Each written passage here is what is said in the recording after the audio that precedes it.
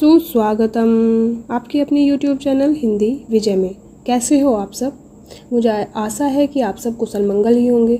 तो आज हम देख रहे हैं पीजीटी परीक्षा, जो कि आपकी 2004 में जो परीक्षा हुई थी उसका व्याख्यात्मक हम हल देख रहे हैं। और क्योंकि जो हमारे जो पूर्व प्रश्न पत्र है जो पहले परीक्षा में पूछे गए हैं उनसे कहीं ना कहीं आपके 30-40% जो है प्रश्न पूछे जाते हैं, तो उन्हीं 30-40% के लिए जो सरल आपके लिए हो सकते हैं, तो 1-2 नंबर भी आपको पता है मायने रखता है, कंपटीशन बहुत ज़्यादा है, तो उन्हीं 30-40% को या 50 या 60 कहीं कभी कभी तो 70% तक आपके PYQs में से मिल जाता है। तो चलिए हम 2004 का जो परीक्षा हुई थी 2004 में उसी को हम सॉल्व कर रहे हैं। तो यहाँ पर पहला प्रश्न है, राजतरंगिणी किस कवि की रचना है? राजतरंगिणी किस कवि की रचना है? कल्हण की है, बिल्हण की है, आचार्य हेमचंद्र की है या क्षेमेंद्र की है? राजतरंगिणी किसकी है? तो पता है राजतरंगिणी कल्हण की है। अगला प्रश्न है, किस काव्य रचना की दृष्टि से महाकवि माघ किन 3 गुणों के से विभूषित स्वीकार किए जाते हैं? काव्य रचना की दृष्टि से महाकवि माघ किन 3 गुणों से विभूषित स्वीकार किए जाते हैं? सतरजतम, ओज प्रसाद माधुर्य, उपमा, अर्थगौरव या फिर पदलालित्य। ये पदलालित्य है। गौड़ी, वैदर्भी या पांचाली, ये 3 कौन से जो गुण हैं जिनके कारण जो हमारे महाकवि माघ हैं वो प्रसिद्ध हैं, स्वीकार किए जाते हैं? तो आपको पता ही है माघ के लिए एक कथन कहा जाता है कि उपमा कालिदास से है। इस कथन को लिख लीजिए। ये यहाँ से प्रश्न 3-4 प्रश्न यहाँ से पूछे जा सकते हैं। कैसे? उपमा कालिदासस्य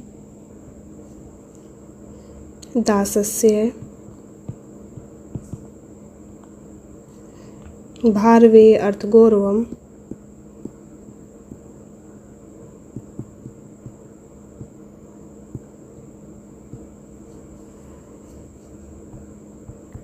दंडिना पदलालित्य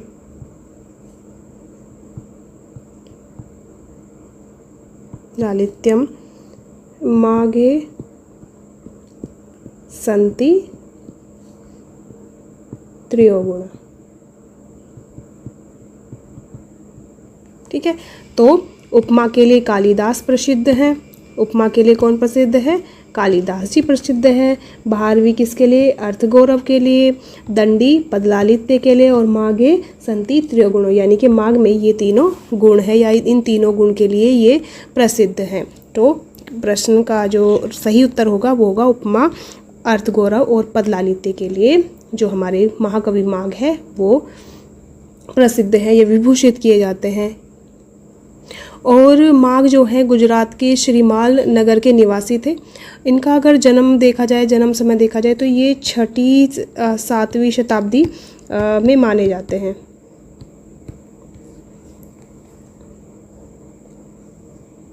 अगला प्रश्न है, सूची 1 एवं सूची 2 को सुमेलित कीजिए और नीचे दिए गए कूटों में से सही विकल्प का चयन करना है। सूची 1 को 2 से चयन करना है। कालिदास को किससे संबंधित? भवभूति, दंडी, श्रीहर्ष। और इन्होंने कौन सी रचनाएं लिखी है? मालती माधव। 10 कुमार चरित किसकी है? नैषधीय चरितम किसकी है? मालविका अग्निमित्रम किसकी है? तो बताना है। तो और नीचे दिया हुआ है आपका कूट। ठीक है, तो बताइए कालिदास की कौन सी रचना है? तो कालिदास की रचना है मालविका अग्निमित्रम। भवभूति की मालती माधव। दंडी की 10 कुमार चरितम। श्रीहर्ष की नैषधीय चरितम बची हुई है। ठीक है, तो कौन सा होगा? पहले का 4 पहले का 4 किस में है, इसमें है, तो इसी से सही हो गया। बाकी आप देख लीजिएगा, क्योंकि हम सोल्व ही कर रहे हैं तो हम आपको परेशान भी नहीं करेंगे। चलिए अगला प्रश्न है, जगन्नाथ शब्द में सही संधि है, स्वर संधि है, विसर्ग संधि है, व्यंजन संधि है, या इनमें से कोई नहीं है। जगन्नाथ शब्द में कौन सी संधि है? स्वर, विसर्ग, व्यंजन। जगन्नाथ, तो जगन्नाथ शब्द बना है जगत धन नाथ के संयोग से, और इसमें है व्यंजन संधि।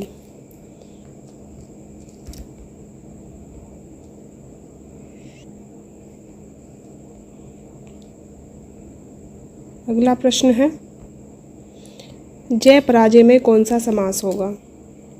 कौन सा समास है? जय पराजय में कौन सा समास है? द्वंद्व, कर्मधारय, द्विगु, तत्पुरुष। कौन सा समास होगा? जय पराजय में कौन सा समास होगा?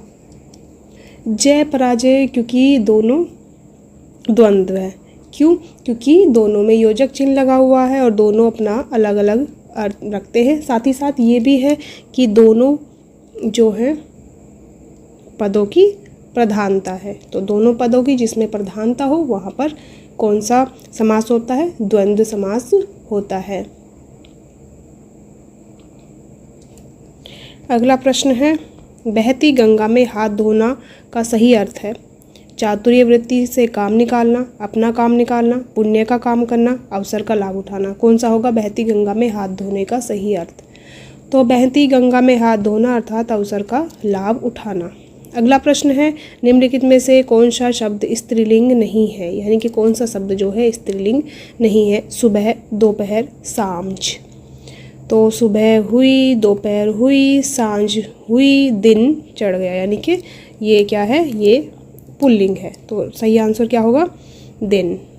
अगला प्रश्न है, सर्वस्व रूप है चतुर्थी का, पंचमी का, षष्ठी का, या सप्तमी का? सर्वस्व किसका रूप है? जो सर्वस्व है ये है नपुंसक लिंग का, षष्ठी का एक वचन है, ये षष्ठी का एक वचन है।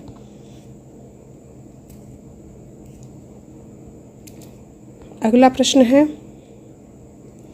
तव्य और अन्यर प्रत्यय का प्रयोग होता है। तव्य और अन्यर प्रत्यय का प्रयोग होता है करने के अर्थ में, चाहिए के अर्थ में, चुका है के अर्थ में, या इनमें से कोई नहीं।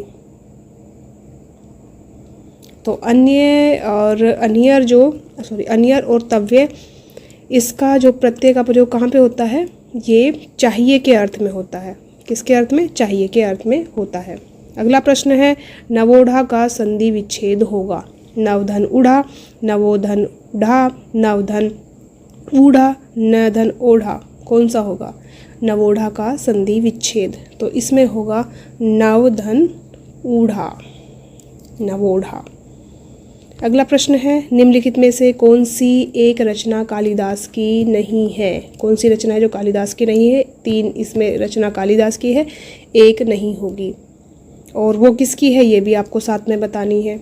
तो कौन सी रचना है? वो है 10 कुमार चरितम, और ये 10 कुमार चरितम किसकी है? ये है दंडी जी की रचना। काव्यादर्श एवं अवंती सुंदरी कथा भी दंडी की रचना है, और भी लिख लीजिए दंडी की रचनाएं कौन सी हैं। तो एक है काव्यादर्श और एक है अवंती सुंदरी।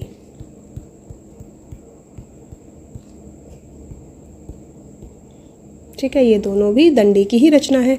कालिदास की अगर देखा जाए प्रमुख रचना तो इसमें है मेघदूतम, अभिज्ञान शाकुंतलम और आपका रघुवंशम। इसके साथ साथ में जो आपका ऋतु संहार भी इनका है, और मालविका अग्निमित्रम भी है, विक्रमोर्वशियम भी इन्हीं का है। ठीक है, तो चलिए आगे बढ़ते हैं अगले प्रश्न की तरफ। भर्तृहरि में कौन सा महाकाव्य नहीं आता है? संस्कृत में जो भर्तृहरि है उसमें कौन सा महाकाव्य नहीं आता है? 3 भर्तृहरि के अंतर्गत आते हैं और एक नहीं आता है। कौन सा नहीं आता है? तो कौन सा नहीं आता है? कुमार संभवम नहीं आता है। कुमार संभवम अवृत्तय में नहीं आता है, और जबकि ये जो किरातार्जुनीयम है ये किसकी है, माघ की है। और नैषधीय चरितम किसकी है,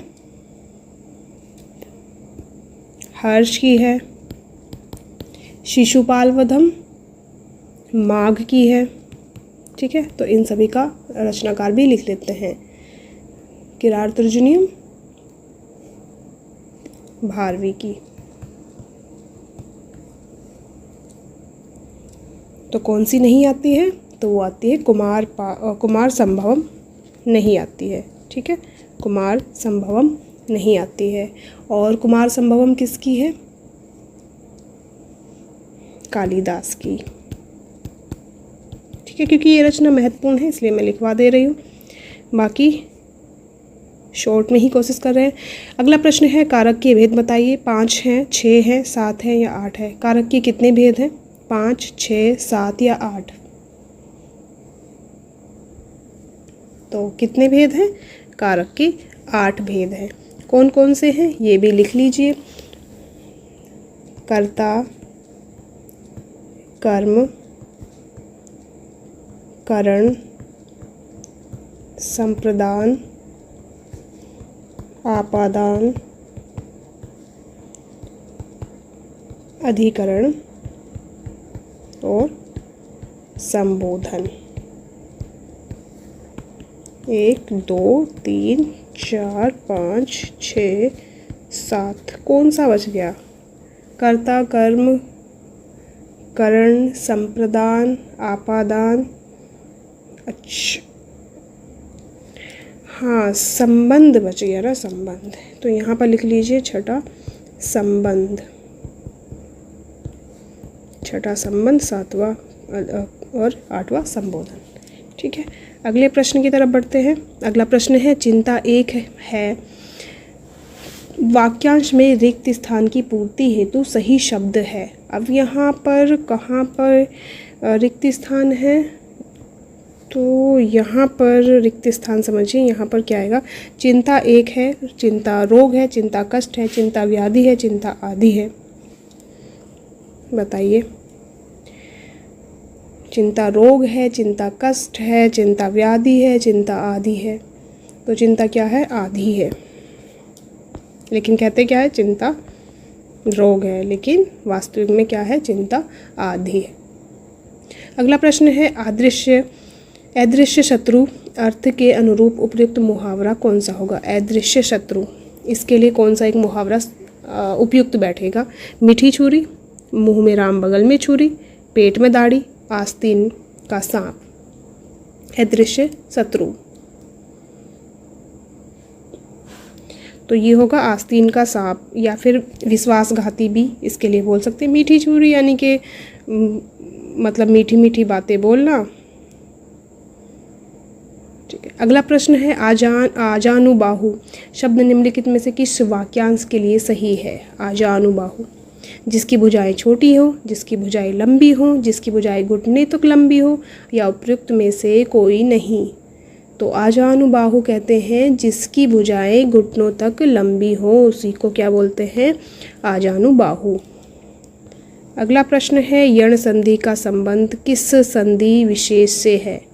यण संधि का संबंध व्यंजन, विसर्ग, स्वर या दीर्घ। यण संधि किससे संबंधित है, तो यण संधि किससे संबंधित है, स्वर संधि से संबंधित है। और स्वर संधि के अंतर्गत हमारी कौन कौन सी संधि आ जाती है, तो इसमें आ जाती है हमारी संधि, स्वर संधि के अंतर्गत 5 भेद हो जाते हैं। कौन कौन से, दीर्घ संधि, दीर्घ स्वर संधि, गुण स्वर संधि,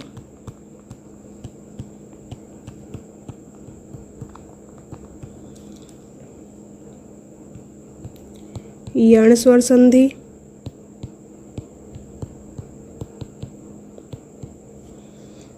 चार वृद्धि स्वर संधि, और एक हो जाती है आपकी अयादि स्वर संधि।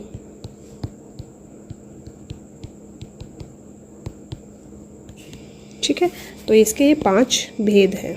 उपभेद है। ठीक है, अगला प्रश्न है, वह अपनी कक्षा का सर्वाधिक प्रतिभाशाली छात्र है। उपयुक्त वाक्य का बिना अर्थ बदले निम्नलिखित में से कौन सा नकारात्मक वाक्य उपयुक्त होगा? वह अपनी कक्षा का सर्वाधिक प्रतिभाशाली छात्र नहीं है। उसके समान अपनी कक्षा में कोई प्रतिभाशाली छात्र नहीं है। प्रतिभा में वह अपनी कक्षा के लिए कक्षा से कम नहीं है।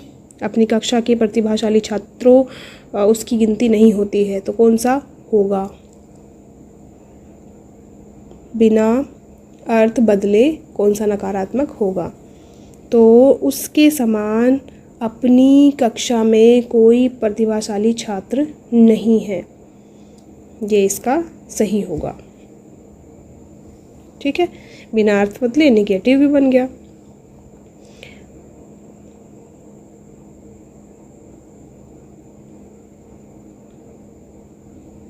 मतलब नकारात्मक अगर देखा जाए तो ये कैसा नकारात्मक वाक्य बन गया है। ठीक है, निम्नलिखित मिश्र वाक्यों में से कौन सा विशेषण उपवाक्य है? विशेषण उपवाक्य बताना है। मैं कहता हूँ कि तुम भोपाल जाओ। लखनऊ, जो उत्तर प्रदेश की राजधानी है, एक ऐतिहासिक नगर है। जब मैं स्टेशन पहुँचा तभी ट्रेन आई। मैं चाहता हूँ कि आप यहाँ रहे। कौन सा मिश्र वाक्य में से कौन सा विशेषण उपवाक्य है? मिश्र वाक्य में से कौन सा विशेषण उपवाक्य है? यानी कि मिश्र वाक्य यहाँ पर आपको दिख रहे हैं और उसमें से विशेषण उपवाक्य बताना है। तो इसका सही उत्तर होगा लखनऊ, जो उत्तर प्रदेश की राजधानी है, एक ऐतिहासिक नगर है। ठीक है, अगला प्रश्न है, निम्नलिखित वाक्य में रिक्त स्थान की पूर्ति करना है। और क्या है वाक्य? युवा असंतोष का कारण डैश वृद्धि है। किसकी? अशिष्टता, भ्रष्टाचार, दुराचार या राजनीति। तो इसमें क्या आएगा? तो इसमें सही आंसर होगा भ्रष्टाचार।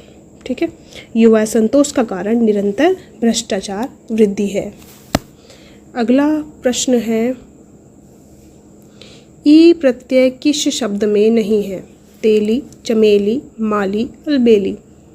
किस में ई प्रत्यय नहीं लगा हुआ है? नहीं पर भी ध्यान दीजिएगा। तो तेली में है, माली में भी है, माला में अलबेली में भी है, चमेली में नहीं है। तो यही सही होगा। अगला प्रश्न है, प्राचीन शब्द का विलोम क्या है? वर्तमान, अर्वाचीन, समीचीन या नवीन। प्राचीन शब्द का विलोम, तो इसका क्या होगा? अर्वाचीन। अगला प्रश्न है, शुद्ध रूप कौन सा है? अगर कोई प्रश्न आपके मस्तिष्क में हो तो पूछ सकते हैं, क्यों है, क्या है। ठीक है, अगला प्रश्न है, शुद्ध रूप कौन सा है? तादात्म्य, तादात्म्य दोनों ही एक है। तादात्म्य तथा तथात्मक, कौन सा होगा? तादात्म्य, तादात्म्य, तदात्म्य या तथात्मक, कौन सा होगा? तो इसमें होगा तदात्म्य, ना कि तदात्म्य। अगला प्रश्न है, शिव का कौन सा अर्थ नहीं है? महादेव, पशुपति, चक्रपाणी या शंकर। महादेव भी है शिव का, पशुपति भी है, शंकर भी है, लेकिन चक्रपाणी नहीं है। चक्रपाणी किसका है? विष्णु जी का। विष्णु जी का ये पर्यायवाची शब्द है। शिव के और पर्यायवाची में देख सकते हैं जो है उमापति, भोलेनाथ, त्रिपुरारी, महादेव, देवाधिदेव, कैलाशपति, मदनारी, चंद्रमौली। अगला प्रश्न है, निम्नलिखित शब्दों में किस एक का लिंग परिवर्तन हिंदी भाषा में प्रचलित नहीं है? चाचा, बहन, कोयल, मैसा नहीं, भैंसा होगा। तो एक का लिंग परिवर्तन हिंदी भाषा में प्रचलित नहीं है। किसका नहीं है? तो वो है कोयल का। तो कोयल का लिंग परिवर्तन नहीं होता है। कोयल को कोयल ही बोला जाता है, चाहे वो स्त्री हो या पुल्लिंग हो। निम्नलिखित शब्दों में कौन सी स्त्रीलिंग नहीं है? रोटी, पूड़ी, पानी या नदी? रोटी खाई, पूड़ी खाई, नदी बह रही है, पानी पिया। तो क्या है, कौन सा होगा? ये स्त्रीलिंग नहीं है, पुल्लिंग है, इसलिए पानी सही होगा। अगला प्रश्न है, निम्नलिखित में से एक वाक्य में क्रिया भक्षण करने के अर्थ में प्रयुक्त हुई है। यह वाक्य है, निम्नलिखित में से एक वाक्य में क्रिया भक्षण करने के अर्थ में प्रयुक्त हुई है, भक्षण करने के अर्थ में। तो बताना है, वह हराम का पैसा खाता है, वह जूते खाता है, वह कसम खाता है, वह आम खाता है। तो इसमें क्या है, भक्षण करने के अर्थ में प्रयुक्त हुई है, वही आपको बताना है कौन सा होगा।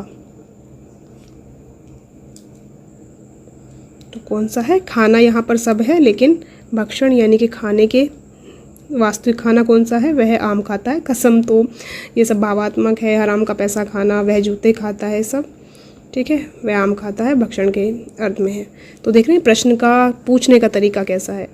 तू डाल डाल में पात पात का अर्थ है खतरा उठाना, आगे आगे दौड़ना, पेड़ पर चढ़ना, खेलना, चालाकी का जवाब चालाकी से देना। तू डाल डाल में पात पात बोलते नहीं कि तू डाल डाल में पात पात, इसका सही अर्थ क्या है? तो इसका क्या है, चालाकी का जवाब चालाकी से देना।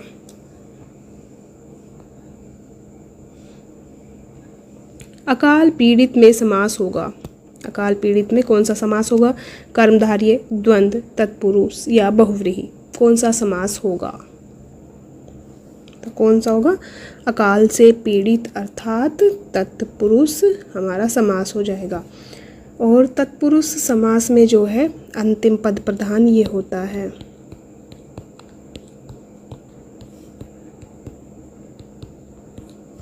अगला प्रश्न है, अन्वेषण का शुद्ध संधि विच्छेद है। अन्वेषण, अन्वेधन, क्षण, अनुधन्वेषण, अनुधर्षण, कौन सा होगा? अन्वेषण का। तो अन्वेषण का सही संधि विच्छेद होगा अनुधन्वेषण। और यहाँ पर कौन सी संधि है? यण संधि है, यण स्वर संधि।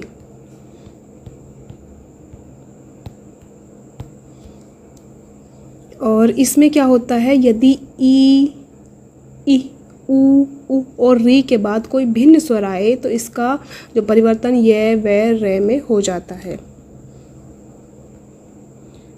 निम्नलिखित, अगला प्रश्न है, निम्नलिखित शब्दों में योग रूढ़ शब्द कौन सा है?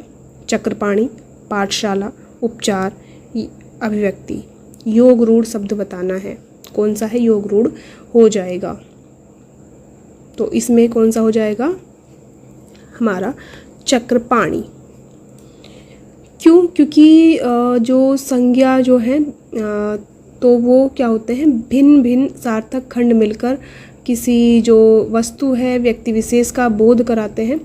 और देखा जाए तो इसमें अगर अधिकतर देखा जाए तो बहुव्रीहि समास का इसमें ज़्यादा रूप देखने को मिलता है। जहाँ भी बहुव्रीहि समास देखने को मिलेगा वहीं पर आपका योग रूढ़ शब्द देखने को मिलेंगे। जैसे आपका लंबोदर गणेश के लिए प्रयुक्त होना हो, ठीक है, चक्रपाणी विष्णु के लिए प्रयुक्त होना हो, पंकज कमल के लिए प्रयुक्त होना हो, तो इसी प्रकार के शब्द क्या होते हैं, योग रूढ़ हो जाते हैं।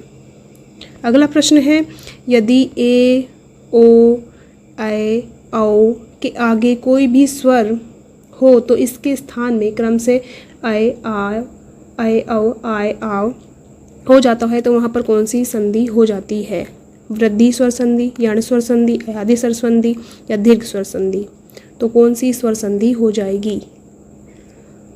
तो यहाँ पर कौन सी हो जाएगी? आपकी अयादि स्वर संधि हो जाएगी। जैसे अगर इसका एक उदाहरण देखा जाए तो पो, धन, अन, क्या हो जाएगा? पवन। कैसे? इसका ओ, सॉरी, ओ धन, ए धन, न, ऐसे ही यहाँ पर पै धन, ओ, ठीक है, इस प्रकार से। तो ये दोनों मिलकर क्या हो गए हैं? वह हो जाएगा, ठीक है। तो क्या हो जाएगा? ये पवन हो जाएगा।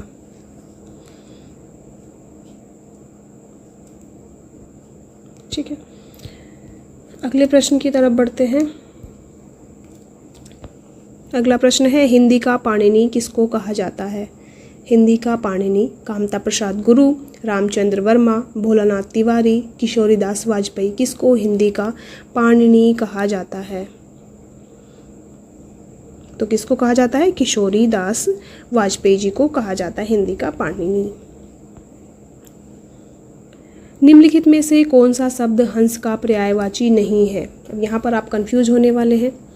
कुरंग, भुजंग, मराल, पंचवाण, कौन सा है जो हंस का पर्यायवाची नहीं है? तो यहाँ पर कुरंग, भुजंग, पंचवाण ये सब हंस के पर्यायवाची हैं, जबकि हमारा जो मराल है वो हंस का पर्यायवाची नहीं है। नहीं, पर्यायवाची है, सॉरी, कुरंग, भुजंग और पंचवाण जो है पर्यायवाची नहीं है और मराल पर्यायवाची है। और भी इसके साथ साथ जो है मुक्त भुक जो है मुक्त भुक और सरस्वती वाहन भी हंस के पर्यायवाची है। बाकी कुरंग, भुजंग और पंचवाण के नहीं है, पर्यायवाची नहीं है। हंस का पर्यायवाची क्या है? मराल। अगला प्रश्न है, ताले के पानी पता ले गए, बेटी पुरैनी गई कुम्हलाई हो, गंगा जमुना बिचरेत परुतु है, कैसे के रचऊं बिहाई रे। उक्त गीत किस बोली का है? ये कौन सी बोली आपको लग रही है? अवधी है, ब्रज है, भोजपुरी है या कन्नौजी है? ताले के पानी पता ले गए, बेटी पुरइन गई कुम्हलाई हो, गंगा जमुना बिच रेत परतु है, कैसे के रचऊं बिहारे। तो ये कौन सी भाषा है? ये अवधी भाषा है। अवधी भाषा है, अवधी बोली है, भाषा नहीं बोली है। अगला प्रश्न है, निम्नलिखित शब्दों में कौन सा देशज है? देशज बताना है। सुंदर है, अंगूठा है, फटाफट है या साइकिल है? साइकिल कौन सा है? तो इसमें कौन सा है? फटाफट शब्द देशज है। देशज के बारे में भी एक दिन हम बात करेंगे, विस्तृत रूप से चर्चा, बहुत सरल ही होते हैं। निम्नलिखित में से योग रूढ़ शब्द है। फिर से योग रूढ़ आ गया, कौन सा होगा योग रूढ़? विशालकाय, पुष्प, कुमुदनी या पंकज? तो आपको बता ही था कि योग रूढ़ क्या हो जाते हैं, जो बहुव्रीहि समास के उदाहरण है वही आपके योग रूढ़ हो जाते हैं।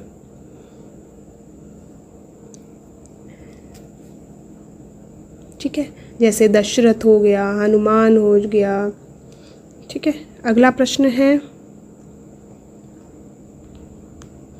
छत्तीसगढ़ी बोली हिंदी के किस उपभाषा वर्ग के अंतर्गत आती है? अभी तक हम 2000 ईस्वी का, 2002 का, 2003 और 2004 का देख रहे हैं, और ये जो है पूर्वी उपभाषा से एक प्रश्न पूछा ही जा रहा है। तो बताइए, छत्तीसगढ़ी बोली हिंदी के किस उपभाषा वर्ग के अंतर्गत आती है? तो ये किसके अंतर्गत आती है? पूर्वी हिंदी के अंतर्गत। और पूर्वी हिंदी के अंतर्गत कौन कौन सी आती है? मैंने आपको बताया था ABC, ऐसे याद रख लीजिएगा। अवधी, B4 बघेली और C4 छत्तीसगढ़ी। ठीक, अगला प्रश्न है,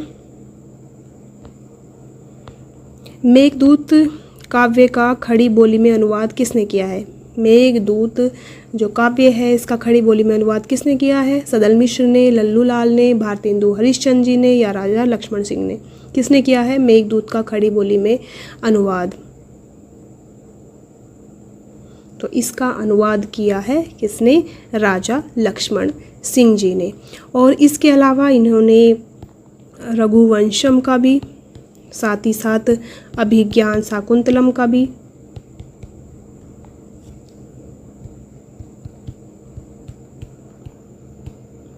इन्होंने अनुवाद किया है। और इन्होंने अगर देखा जाए तो प्रजा हितैषी पत्र भी निकाला था, ये पत्र का भी निकाला था। ठीक है, अगला प्रश्न है, गोधूम का तद्भव क्या है? गेहूं, गोबर, गाय या गोधन? गोधूम का तद्भव क्या है? तो गोधूम का तद्भव है गेहूं। अगला प्रश्न है तल्लीन शब्द से सही उपसर्ग का विच्छेद है। तल्लीन शब्द जो है उसका सही जो है संधि विच्छेद क्या होगा? तल धन लीन, तद धन लीन, तत् धन लीन, तत् धन लीन, कौन सा होगा? तो ये कौन सा है? ये व्यंजन संधि है और इसका सही संधि विच्छेद क्या होगा? तत् धन लीन। व्यंजन संधि का ये उदाहरण है। अगला प्रश्न है लिट लकार किस काल का बोधक है? लिट लकार किस काल का बोधक है? तो ये है भविष्यत काल का। अगला प्रश्न है कौन सा शब्द देशज नहीं है? कंचन, कचोट और आपका कंधा नहीं, इसका होगा कंजर। कौन सा होगा? तो इसमें से कौन सा है? तो वो है कंचन। ये देशज नहीं है, बाकी सब देशज शब्द हैं। अगला प्रश्न है कौन सी भाषा देवनागरी लिपि में लिखी जाती है? बंगला, पंजाबी, मराठी या गुजराती? कौन सी भाषा है जो देवनागरी में ही लिखी जाती है? हिंदी और संस्कृत तो आपकी लिखी जाती है, लेकिन एक भाषा और है जो देवनागरी में लिखी जाती है। देवनागरी लिपि को देवनागर, लोकनागरी, हिंदी लिपि नामों से भी जाना जाता है और ये जो है भारत की लगभग प्रधान लिपि बनने लगी है। और कारण क्या है? वैज्ञानिकता के कारण। और ये किस किस की है? ये हिंदी की, आपकी मराठी की, नेपाली की, संस्कृत की, हिंदी आदि बोलियों की ये लिपि है। अगला प्रश्न है हिंदी खड़ी बोली किस अपभ्रंश से विकसित हुई है? मागधी, अर्धमागधी, शौरसेनी या पैसाची? किससे जो है खड़ी बोली किस अपभ्रंश से विकसित हुई है? तो ये विकसित हुई है शौरसेनी से। अगला प्रश्न है जिसका जन्म पहले हुआ हो वाक्य के लिए एक उपयुक्त शब्द का विकल्प चुनिए। अग्रज, ज्येष्ठ, वरिष्ठ या श्रेष्ठ? तो जिसका जन्म पहले हुआ हो उसके लिए क्या है? अग्रज सही होगा। अगला प्रश्न है महात्मा शब्द का सही विलोम क्या होगा? दुष्ट, दुर्जन, दुरात्मा या पापी? तो महात्मा जैसा शब्द वैसा ही इसका विलोम शब्द भी होना चाहिए, तो दुरात्मा इसका सही होगा। स्वर संधि के प्रकार हैं दीर्घ, प्लुत, ह्रस्व या उपयुक्त तीनों। स्वर ध्वनि के स्वर ध्वनि के प्रकार हैं। कौन कौन से हैं स्वर ध्वनि के प्रकार? तो उपयुक्त तीनों, दीर्घ, प्लुत और ह्रस्व। जीतने की इच्छा हेतु एक शब्द कौन सा होगा? जीतने की इच्छा, इस शब्द के लिए एक शब्द कौन सा होगा? जिजीविषा, जिगीषा, विजयेच्छा, जयेच्छु, कौन सा होगा? तो क्या होगा? जिगीषा।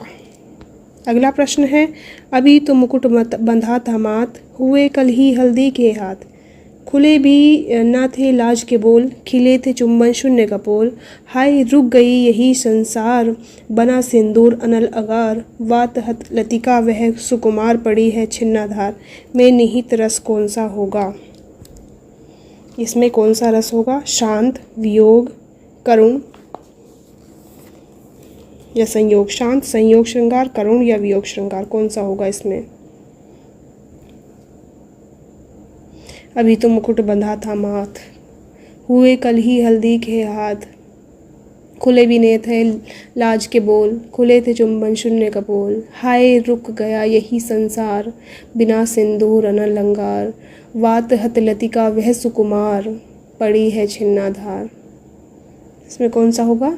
इसमें है करुण रस होगा, क्योंकि यहाँ पर जो है प्रिय जो व्यक्ति है वो दूर हो गया है। अब इसमें क्या होता है? जो करुण रस में, चाहे वो प्रिय व्यक्ति हो, प्रिय वस्तु हो, उसके नष्ट हो जाने से हृदय में जो शोक नामक स्थायी भाव उत्पन्न होता है, उसी से हमारा करुण रस व्याप्त होता है। और इसमें जो है करुण रस ही है। और करुण रस का स्थायी भाव क्या है? शोक है। और इसमें क्या है? इसमें पति की अकाल मृत्यु दिखाई गई है, क्योंकि अभी तो मतलब शादी उसकी होके आई है और अभी उसके क्या है, पति गुजर गए हैं। ठीक है, अगला प्रश्न है, मगही किस उपभाषा की बोली है? राजस्थानी, पश्चिमी, पूर्वी या बिहारी? मगही किस उपभाषा की बोली है? तो मगही है बिहारी की। मगही किसकी है? बिहारी की। और बिहारी की अन्य जो बोलियां हैं वो कौन कौन सी हैं? मैथिली और भोजपुरी, ये 3 इसकी हैं। और आपकी जो पश्चिमी हिंदी है, अगर इसकी देखी जाए कौन कौन सी है, तो पश्चिमी हिंदी की है खड़ी बोली,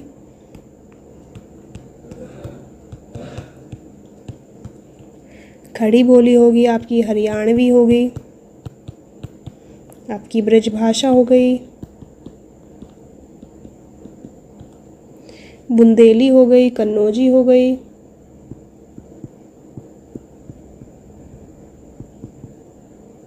ठीक है, ये हो गई आपकी पश्चिम हिंदी की। पूर्वी हिंदी में अवधी बघेली छत्तीसगढ़ी हो गई। और आपकी राजस्थानी में कौन सी हो गई? राजस्थानी में मारवाड़ी, जयपुरी, मेवाती और मालवी। ये भी लिख लीजिए, मारवाड़ी, जयपुरी, मेवाती और मालवी।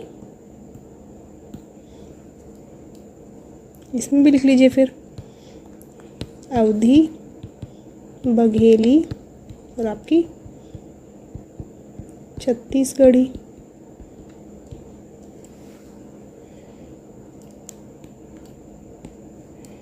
अगला प्रश्न है, ग्वालियर की बोली है, ग्वालियर की क्या बोली है? बुंदेली, ब्रजभाषा, खड़ी बोली या कन्नौजी? ग्वालियर की बोली कौन सी है? तो ग्वालियर में कौन सी बोली बोली जाती है, ये बताना है। तो ग्वालियर में बोली जाती है बुंदेली। और इसके अलावा ये जो है उत्तर प्रदेश के जो झांसी हो गया, झांसी में भी जो है बुंदेली बोली जाती है। उरई में, जालौन में भी, हमीरपुर में भी, बांदा में भी, और मध्य प्रदेश के ओरछा, पन्ना, दतिया, चरखारी आगे स्थानों पर भी बोली जाती है बुंदेली ही। ठीक है, अगले प्रश्न की तरफ बढ़ते हैं। अगला प्रश्न है, भोजपुरी बोली की उत्पत्ति हुई है अर्धमागधी अपभ्रंश से, मागधी अपभ्रंश से, शोरसैनी अपभ्रंश से या ब्राह्मण अपभ्रंश से? भोजपुरी बोली की उत्पत्ति किससे हुई है? अभी पिछले प्रश्न देख के आए हैं, वही प्रश्न है। तो किससे हुई है? मागधी अपभ्रंश से भोजपुरी की उत्पत्ति हुई है। और ये जो है मागधी, ये जो भोजपुरी है, जो मागधी अपभ्रंश है, ये बिहारी हिंदी के अंतर्गत आती है। और अर्धमागधी अपभ्रंश से जो है कौन सी निकली है? अर्धमागधी अपभ्रंश से पूर्वी हिंदी निकली है।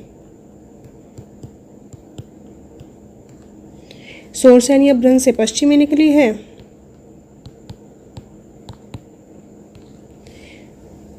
ठीक है, अगला प्रश्न है, बिनु पद चले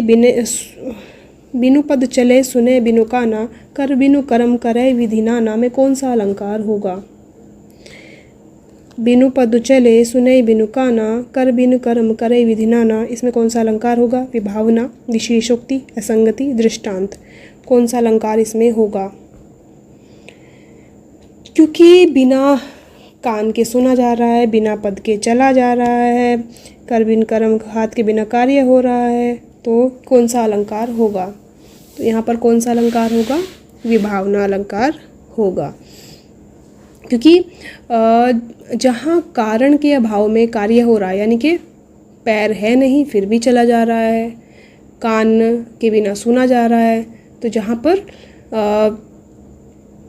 कारण के अभाव में कार्य हो वहाँ पर कौन सा होता है? विभावना अलंकार होता है। और अगर देखा जाए असंगति अलंकार, जहाँ कार्य और कारण में संगति नहीं होती है। असंगति अलंकार में जहाँ कारण और कार्य में संगति नहीं होती। और दृष्टांत में जहाँ उपमेय उपमान साधारण धर्म का बिंब प्रतिबिंब भाव होता है वहाँ पर आपका कौन सा होता है? दृष्टांत होता है। ठीक है, अगले प्रश्न की तरफ बढ़ते हैं। अगला प्रश्न है विभत्स रस का स्थायी भाव क्या होगा? विस्मय, जुगुप्सा, विशेषोक्ति, निर्वेद। विभत्स रस का स्थायी भाव, तो विभत्स रस का स्थायी भाव क्या होगा? जुगुप्सा। शांत रस का अगर स्थायी भाव देखा जाए तो क्या होगा? निर्वेद होगा। घृणा का जो होगा विभत्स होगा, घृणा विभत्स रस का स्थायी भाव है, या जुगुप्सा कह लीजिए। ठीक है, अगले प्रश्न की तरफ बढ़ते हैं। करुण के रस राजत्व का प्रतिष्ठापक कौन है? किरातार्जुनीयम, मेघदूतम, उत्तरामचरितम, कुमार संभवम। करुण के रस राजत्व का प्रतिष्ठापक तो कौन है? तो करुण रस के रस राजत्व का प्रतिष्ठापक भवभूति है। और भवभूति की कौन सी रचना है? उत्तरामचरितम।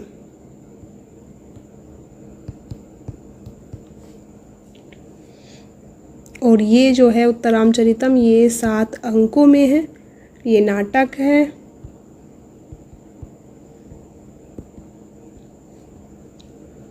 और कथानक का मूल आधार क्या है? रामायण की उत्तरकांड है। अगला प्रश्न है निम्नांकित पंक्तियों में प्रयुक्त अलंकार बताइए। रनित मूंग घंटावली, झरित दान मधुनीर, मंद मंद आवत चलियो, कुंजरु कुंज समीर। कुंजरु कुंज समीर, तो कौन सा अलंकार है इसमें? यमक अलंकार। अगला प्रश्न है सुखदु खात्म कोरस कहने वाले आचार्य क्या है? कौन है? सुखदु खात्म कोरस कौन है? राजशेखर जी हैं। नहीं, से रामचंद्र गुणचंद्र जी है। अगला प्रश्न है काव्य मीमांसा के रचनाकार कौन है? तो राजशेखर जी हो गए। निम्नलिखित में से कौन संस्कृत समीक्षा पद्धति से संबंधित नहीं है? रस, अलंकार, ध्वनि या शैली विज्ञान। तो शैली विज्ञान नहीं है, रस है, ध्वनि है, अलंकार है। आचार्य भरत मुनि ने काव्य गुणों की संख्या कितनी बताई है? 3, 5, 10 या 8। तो भरत मुनि ने काव्य गुणों की संख्या बताई है 10। और इन्होंने अगर देखा जाए तो इसमें श्लेष, प्रसाद, समाधि, माधुर्य, ओज, पद, सुकुमारता, अर्थ, शक्ति, उदारता, कांति, इन 10 गुणों की स्थिति का निर्देश करते हुए वे 10 दोष गुणों के विपरीत स्वरूप मानते हैं। और जो दंडी है, दंडी भी भरत के ही अनुक्रम में 10 गुणों की चर्चा करते हैं। तो दंडी भी 10 ही मानते हैं गुण। विभावानुभाव, व्यभिचारी, संयोगाद्रस्य निष्पत्ति सूत्र किस आचार्य का है? विभावानुभाव, व्यभिचारी, संयोगाद्रस्य निष्पत्ति सूत्र किस आचार्य का है? भट्टलोलट का, आचार्य भरत मुनि का, भट्टनायक का या अभिनवगुप्त का? तो किसका है? ये आचार्य भरत मुनि जी का है। किसका है? भरत मुनि जी का। भरत मुनि जो हैं, भरत मुनि ने नाट्यशास्त्र के 6ठे अध्याय में ये सूत्र रखा है। कौन से में? 6ठे अध्याय में ये सूत्र रखा है। और विभाव, अनुभाव, व्यभिचारी,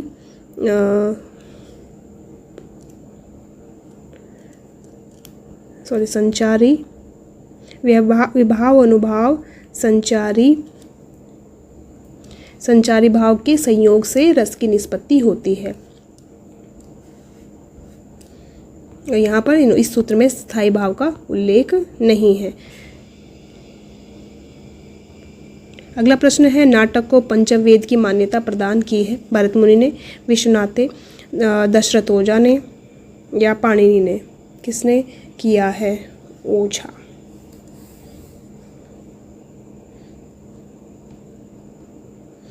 किसने किया है? तो पंचम वेद कहा है भरत मुनि जी ने। राइट आंसर होगा भरत मुनि जी ने। अपने प्रसिद्ध जो ग्रंथ है इनका कौन सा है? नाट्यशास्त्र में किया है। एक घटना का उल्लेख किया है और उसके अनुसार देवताओं की प्रार्थना पर ब्रह्मा ने ऋग्वेद से पाठ, सामवेद से गान, यजुर्वेद से अभिनय और अथर्ववेद से रस लेकर 5 वेद के रूप में नाट्यवेद की रचना की है, ऐसा इन्होंने बताया है। आधुनिक एकांकी के जनक कौन माने जाते हैं? उदय शंकर भट्ट, जयशंकर प्रसाद, रामकुमार वर्मा या जगदीश चंद्र माथुर? तो आधुनिक एकांकी के जनक माने जाते हैं रामकुमार वर्मा जी माने जाते हैं। हिंदी साहित्य का प्रथम एकांकी 1929 में प्रसाद कृत एक घूट मानी जाती है। और जो रामकुमार वर्मा है आज के एकांकी के जन्मदाता यही माने जाते हैं। ऐतिहासिक एवं सामाजिक एकांकी इन्होंने लिखी है और अधिकांश में दुखान तक इन्होंने लिखी है, जिसमें पृथ्वीराज की आंखें, रेशमटाई, चारुमित्रा, सप्तकिरण एवं कौमुदी महोत्सव इनकी प्रसिद्ध एकांकियां हैं। तो 1929 में जयशंकर प्रसाद की एक घूंट को माना जाता है। अगला प्रश्न है, निम्नांकित में से विद्यानिवास मिश्र की कृति नहीं है? तुम चंदन हम पानी, रसाखेट, मेरे राम का मुकुट भीग रहा है, शिरीष की याद आई। कौन सा है जो विद्यानिवास मिश्र का नहीं है? क्या नहीं है? कृति नहीं है। और कौन सी है ये निबंध है सब। तो कौन सा निबंध नहीं है यही बताना है। तो कौन सा है? रस आखेट इनका नहीं है विद्यानिवास मिश्र जी का। तो ये किसका है? ये है रसाकेट कुबेरनाथ राय का। कुबेरनाथ राय का ये निबंध है और बाकी सभी किसके हैं? विद्यानिवास मिश्र जी के हैं। अगला प्रश्न है, यदि प्रेम स्वप्न है तो श्रद्धा जागरण है, यह पंक्ति किस निबंध से ली गई है? यदि प्रेम स्वप्न है तो श्रद्धा जागरण है, यह पंक्ति किस निबंध से ली गई है? भाव या मनोविकार, श्रद्धा भक्ति, कविता क्या है या करुणा? सभी रामचंद्र शुक्ल जी के हैं। आचार्य रामचंद्र शुक्ल जी कहना चाहिए इनको।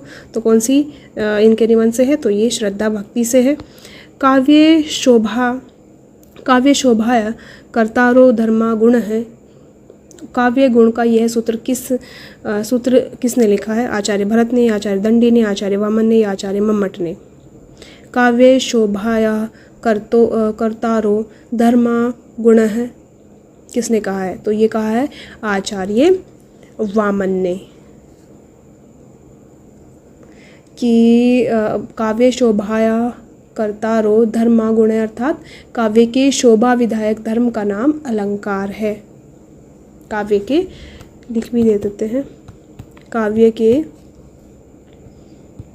शोभा विधायक धर्म का नाम अलंकार है। कविता का कलेवर शब्द और चैतन्य अर्थ के मूल कारण गुण है। अगला प्रश्न है, जयशंकर प्रसाद द्वारा संपादित पत्रिका का नाम क्या है? कहानी, इंदु, सरस्वती या ब्राह्मण? जयशंकर प्रसाद ने किस पत्रिका का संपादन किया है? कहानी का, इंदु का, सरस्वती का या ब्राह्मण का?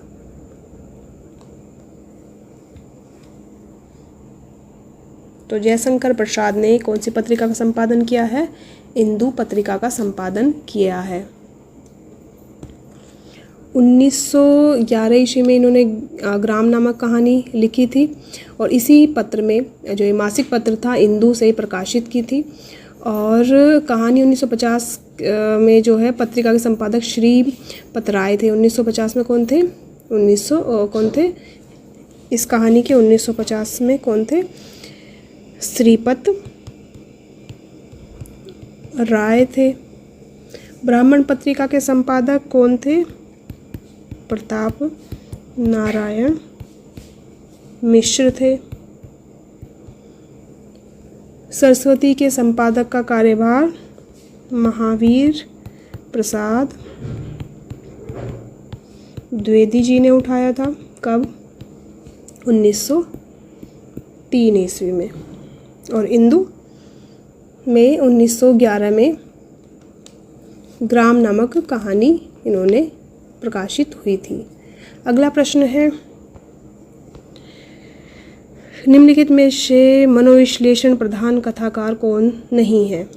कौन है जो मनोविश्लेषण प्रधान कथाकार नहीं है? इलाचंद जोशी, अज्ञे, सुदर्शन या जैनेन्द्र? तो इसमें से कौन है जो मनोविश्लेषणवादी नहीं है? तो वो सुदर्शन है। और सुदर्शन जो है ये युगीन कहानीकार है। इनकी पहली कहानी हार की जीत है। इनकी पहली कहानी कौन सी? हार की जीत है। 1920 में ये लिखी थी और ये 1920 में इस सरस्वती में छपी थी। 1920 की कहानी है और सरस्वती में ये छपी थी। ये व्यक्ति केंद्रित कहानीकार के कहानियों के जो हैं रचयिता हैं। कौन से हैं ये? व्यक्ति केंद्री या व्यक्तिवादी भी कह सकते हैं।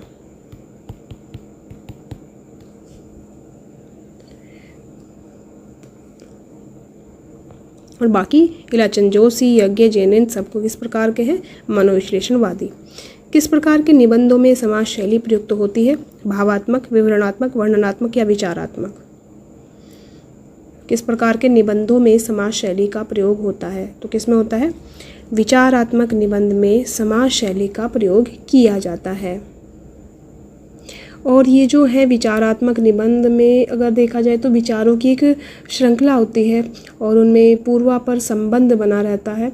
और इन निबंधों में कहीं समाज शैली, कहीं व्यास शैली और कहीं निष्कर्ष शैली अपनाई जाती है। तो कहीं व्यास शैली, कहीं समाज शैली और निष्कर्ष शैली भी इसमें अपनाई जाती है। रामचंद्र शुक्ल, महावीर प्रसाद द्विवेदी और डॉक्टर श्याम सुंदर दास, जैनेन्द्र कुमार, डॉक्टर नगेंद्र ने बहुत से विचारात्मक निबंध लिखे हैं। अगला प्रश्न है, सूची 1 सूची 2 को सुमेलित किया, यानी कि 1 2 सूची है उनको सुमेलित करना है। तो एक तरफ तो है क्या है? उपन्यास है और दूसरी तरफ क्या है? उपन्यासकार है। दिव्या है, तमस है, मैलांचल है, बलचनामा है। दूसरी तरफ है भीष्म शाहनी यानी कि उपन्यासकार, फणीश्वरनाथ रेणु, नागार्जुन और यशपाल। तो कौन सा किसका उपन्यास है ये बताना है। तो आपको पता ही है, दिव्या यशपाल जी का है। तमस किसका है? तो तमस है भीष्म शाहनी जी का। मैलांचल फणीश्वरनाथ रेणु जी का। बलचनामा नागार्जुन जी का। तो इसी के अनुसार यहाँ देख सकते हैं। अगला प्रश्न है, निम्नलिखित में से कौन सी पुस्तक हजारी प्रसाद द्विवेदी ने नहीं लिखी है? 3 लिखी है, 1 नहीं लिखी है। कौन सी नहीं लिखी है बताना है। अशोक के फूल, नया साहित्य, कबीर, कुटज। हजारी प्रसाद द्विवेदी जी ने कौन सी नहीं लिखी है ये बताना है। तो नया साहित्य ये नहीं लिखी है। ये किसने लिखी है? प्रकाश चंद्र गुप्त जी ने लिखी है। अशोक के फूल, कबीर, कुटज और यहाँ हिंदी साहित्य की भूमिका, हिंदी साहित्य का अधिकार, सूर साहित्य, हिंदी साहित्य, मध्यकालीन बोध का स्वरूप, ये इनकी अन्य पुस्तकें हैं। अगला प्रश्न है, ज्ञानपीठ पुरस्कार किससे संबंधित है? हिंदी भाषा से, तमिल भाषा से, संस्कृत भाषा से या सभी भारतीय भाषाओं से? ज्ञानपीठ पुरस्कार किससे संबंधित है?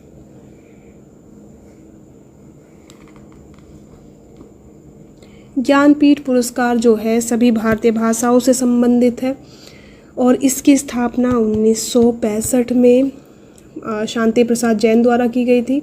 1965 से ही भारतीय संविधान की 8वीं अनुसूची में जो 18 भाषाएं हैं जो अब 22 हो गई हैं, किसी भी भाषा के साहित्यकार को उच्च कोटि के सृजनात्मक कृतित्व के लिए प्रतिवर्ष सम्मानित किया जाता है ज्ञानपीठ पुरस्कार से। ठीक है, लगभग जो 22 भाषाएं हैं उनमें। ये मिलता है। माटी की मूर्ति किस विधा की रचना है? संस्मरण है, रेखा चित्र है, आत्मकथा है या जीवनी है? माटी की मूर्ति क्या है? माटी की मूर्ति क्या है? माटी की मूर्ति है संस्मरण। किसका है? राम वृक्ष बेनीपुरी जी द्वारा लिखा गया ये संस्मरण है। और इनके अन्य संस्मरण है लाल तारा, गेहूं और गुलाब, मील के पत्थर इनके हैं। अगला प्रश्न है कलम का सिपाही कृति के लेखक कौन है? प्रेमचंद, विष्णु प्रभाकर, अमृत राय, रामविलास शर्मा। तो कलम का सिपाही प्रेमचंद के संबंध में तो लिखा गया है, लिखा किसने है? अमृत राय ने। सही आंसर अमृत राय होगा। और इनकी जो है ये प्रेमचंद की जीवनी है। विष्णु प्रभाकर ने जो है शरत चंद है उनकी जीवनी पर क्या लिखी है? जीवनी पर उपन्यास आवारा मसीहा लिखी है। रामविलास शर्मा ने निराला की जीवनी लिखी है, निराला की साहित्यिक साधना। ठीक है। अगला प्रश्न है नाखून क्यों बढ़ते हैं के निबंधकार कौन है? गुलाब राय, हजारी प्रसाद द्विवेदी, श्याम सुंदर दास, रामचंद्र शुक्ल। तो कौन है? नाखून क्यों बढ़ते हैं हजारी प्रसाद द्विवेदी जी का ये निबंध है। इनके अन्य निबंध भी हैं अशोक के फूल,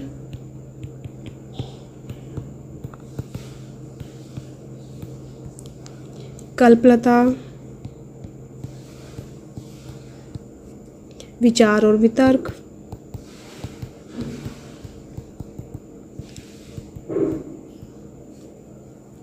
मध्यकालीन धर्म साधना, विचार प्रवाह, कुटज।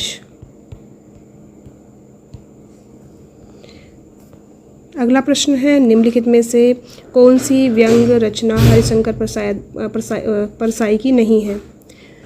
इनकी नहीं है।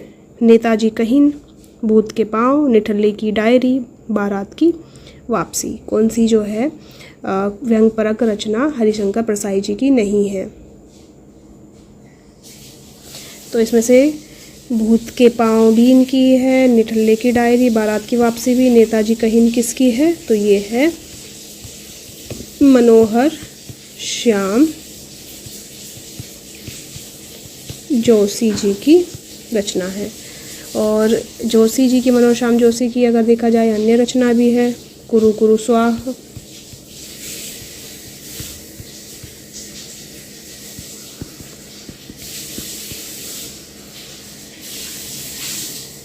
अगला प्रश्न है सिंहावलोकन किसकी आत्मकथा है? सिंहावलोकन किसकी आत्मकथा है? महादेव वर्मा की, यशपाल की, नागार्जुन की, हरिवंश राय बच्चन की। किसकी है? तो सिंहावलोकन है यशपाल जी की ये आत्मकथा है। किसकी है? यशपाल जी की आत्मकथा है। 3 खंडों में है ये, 3 खंड हैं इसके।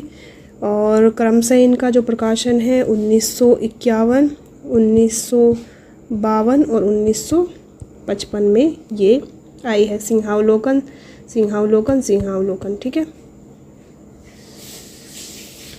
हरिवंश राय बच्चन ने जो अपनी आत्मकथा लिखी है 4 भाग में लिखी है। क्या भूलूं क्या याद करूं, नीड़ का निर्माण, फिर बसेरे से दूर, 10 द्वार से सोपान तक, इनकी ये आत्मकथा है। ठीक है। अगले प्रश्न की तरफ बढ़ते हैं। नवजागरण का अग्रदूत हिंदी के किस लेखक को कहा जाता है? नवजागरण का अग्रदूत हिंदी के किस लेखक को कहा जाता है? शिव प्रसाद सितारे हिंद, भारतेंदु हरिश्चंद्र, आचार्य महावीर प्रसाद द्विवेदी, बाबू मैथिली शरण गुप्त। किसको कहा जाता है नवजागरण का अग्रदूत?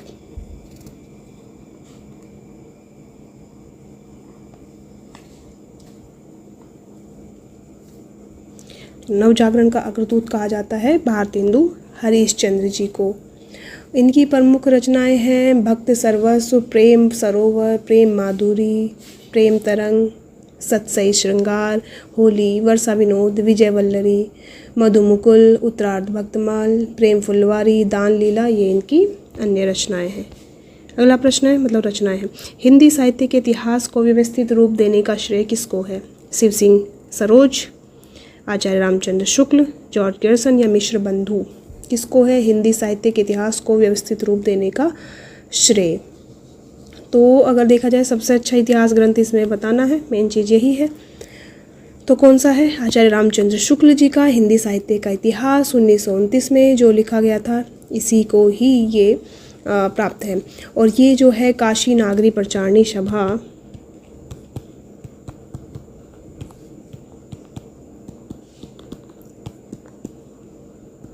द्वारा प्रकाशित जो था, कौन सा?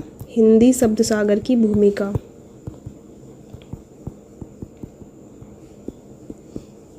भूमिका के रूप में लिखी गई थी और रामचंद्र शुक्ल जी इतने भाव विभोर हो गए थे। वैसे भूमिका इनकी बहुत बड़ी बड़ी है, मतलब बहुत विस्तृत भूमिका लिखते हैं, तो इतनी बड़ी इन्होंने भूमिका लिख दी जिसका आज एक इतिहास ग्रंथ बन चुका है। और इसे संवर्धित करके, परिवर्धित करके इसको हिंदी साहित्य के इतिहास ग्रंथ के रूप में देखा जाता है। अगला प्रश्न है, हिंदी समाचार पत्र बंगदूत प्रकाशित हुआ था 1826 में, 1829 में, 1834 में या 1844 में? तो हिंदी समाचार पत्र बंगदूत जो है 1829 में ये प्रकाशित हुआ था, जिसके संपादक कौन थे? राजा राम मोहन राय जी थे। और ये जो है कहाँ से? कलकत्ता से प्रकाशित होता था। 1926 में अगर देखा जाए तो जुगल किशोर के संपादक में कलकत्ते से निकलता था उद्दंत मार्तंड, ये भी कलकत्ता से ही था।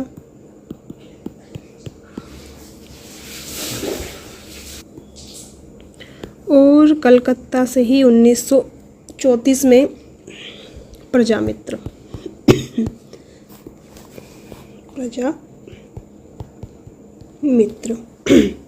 ये भी कलकत्ता से ही प्रकाशित हुआ था, मतलब हुआ करता था। ठीक है, अगला प्रश्न है, भोला राम का जीव व्यंग के लेखक कौन है? भोला राम का जीव व्यंग के लेखक कौन है? हरिशंकर परसाई जी, ज्ञान वाजपेयी, राम गोपाल या श्रीलाल शुक्ल जी? कौन है भोला राम जीव जो ये व्यंग परक रचना लिखी है? किसने लिखी है? तो हमारे जो हैं हरिशंकर परसाई जी ने ये लिखा है। आवारा मसीहा किस उपन्यासकार की जीवनी संबंधित है? आवारा मसीहा किस उपन्यासकार की जीवनी संबंधित है? अच्छा, किसकी जीवनी से किसके जीवन से संबंधित है? आवारा मसीहा किस उपन्यासकार की जीवनी, मतलब किस, ये जो उपन्यास है किसकी जीवनी से संबंधित है, किसके जीवन से संबंधित है?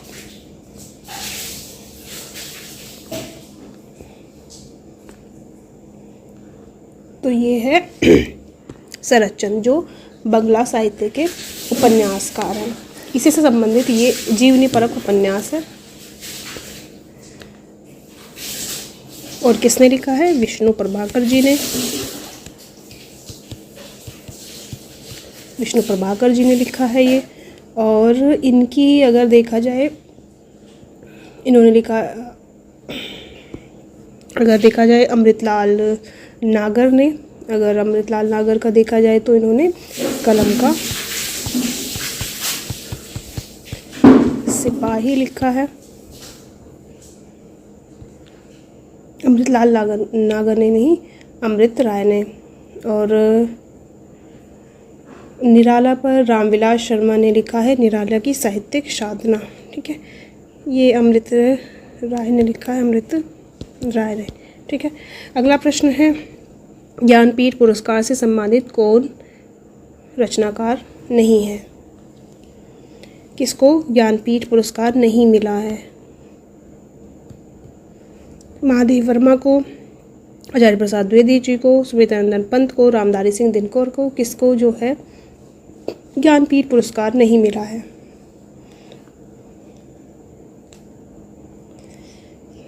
तो हमारे आचार्य प्रसाद द्विवेदी जी को ज्ञानपीठ पुरस्कार नहीं मिला है। सुमित्रानंदन पंत को अगर देखा जाए तो 1945 से 1961 की कृति कौन सी है? चिदम्बरा के लिए मिला था।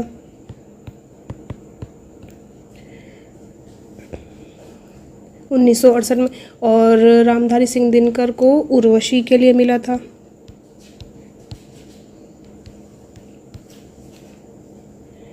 महादेवी वर्मा को 1982 का मिला था इन्हें। और अज्ञे को मिला था कितनी नावों में कितनी बार के लिए। महादेवी वर्मा को मिला था किस पर, यामा के लिए। ठीक है, तो हजारी प्रसाद द्विवेदी जी को नहीं मिला है। अगला प्रश्न है, फोर्ट विलियम कॉलेज की स्थापना हुई थी, कब हुई थी? 1800 ईस्वी, 1857, 1885 और 1900, किस में हुई थी फोर्ट विलियम कॉलेज की स्थापना? तो आपको पता ही है, फोर्ट विलियम कॉलेज की स्थापना कलकत्ते में 1800 ईस्वी में हुई थी। और ये जो कॉलेज है,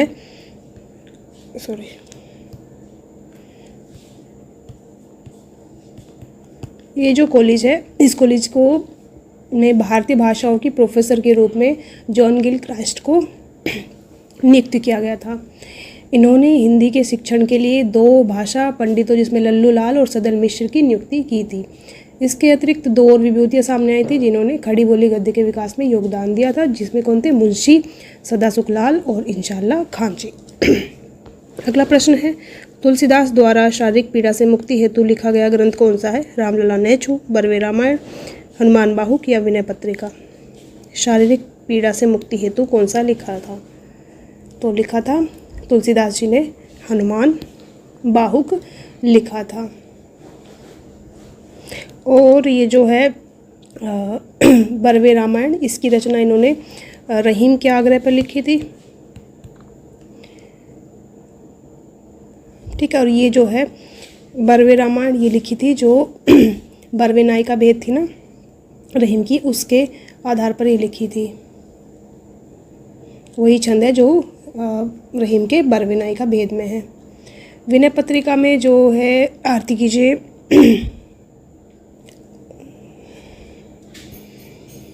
विनय पत्रिका जो है विनय पत्रिका है नामक अर्जी जो है तुलसीदास ने कली काल से मुक्ति पाने के लिए लिखी थी। अगला प्रश्न है, साधना की 4 अवस्थाओं शरीयत, तरीकत, मारिफत और हकीकत का संबंध किससे है?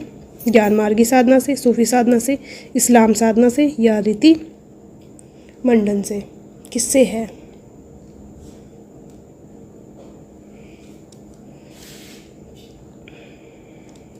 रीति मंडन नहीं होगा, यहाँ होगा रीति मुक्त काव्य से। तो कौन किससे होगा? सही बात होगा, उत्तर होगा सूफी साधना से। सूफी मत के अनुसार ईश्वर एक है और उसका नाम एक ही नाम है। आत्मा और ईश्वर में कोई अंतर नहीं है। आत्मा तो स्वयं को ईश्वर के समान एक बंदे के रूप में प्रस्तुत करता है। बंदा प्रेम के सहारे ईश्वर तक पहुंचने के लिए 4 सोपानों को पार करता है। और सूफी मत के अनुसार यही वही है, यही अवस्था है, शरीयत, तरीकत, मारिफत और हकीकत तक पहुंचना होता है एक साधक को। निराला की, अगला प्रश्न है, निराला की निम्नलिखित कविताओं में से कौन लंबी कविता नहीं है? 3 लंबी कविताएं हैं, 1 नहीं है। सारी रचनाएं किसकी है? निराला की है। भिक्षुक, सरोज स्मृति, कुकुरमुत्ता, राम की शक्ति पूजा। तो आपको पता ही है भिक्षुक जो है ये इनकी लंबी कविता नहीं है। बाकी सरोज स्मृति, राम की शक्ति पूजा, कुकुरमुत्ता भी लंबी है। अगला प्रश्न है, आदिकालीन हिंदी काव्यधारा में उपलब्ध नहीं है जैन साहित्य, सिद्ध साहित्य, सिख साहित्य और नाथ साहित्य। आदिकालीन हिंदी काव्यधारा में कौन सा साहित्य उपलब्ध नहीं है? तो कौन सा नहीं है? सिख साहित्य उपलब्ध नहीं है। जैन, सिद्ध, नाथ ये देखने को मिलता है। संत काव्यधारा के अंतर्गत थोड़ा बहुत इनको देखने को मिलता है। गोरखनाथ कह रहे हो, गुरु गोविंद सिंह आजी के कारण काफ़ी सिख गुरुओं की रचनाएं वहाँ पर उपलब्ध है। किसमें? जो आपके भक्ति काल में। अगला प्रश्न है, बिहारी के दोहों की चमत्कारपूर्ण तुलना